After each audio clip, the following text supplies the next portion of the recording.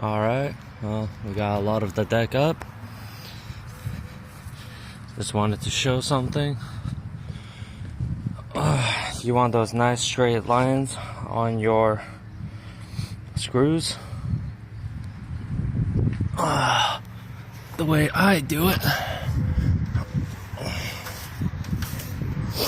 is I use a speed square. Measure all the way down, mark them. I'll mark them on the same indications on each one to keep them evenly spaced.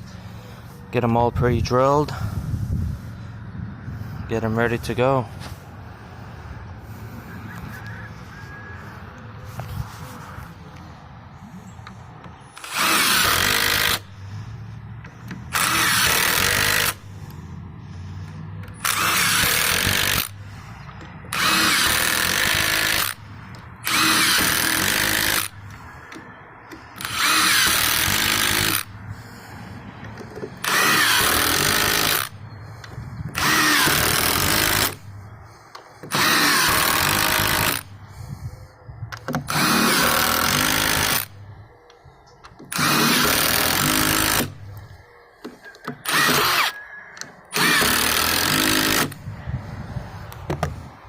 And that way, they're all nice and straight all the way across.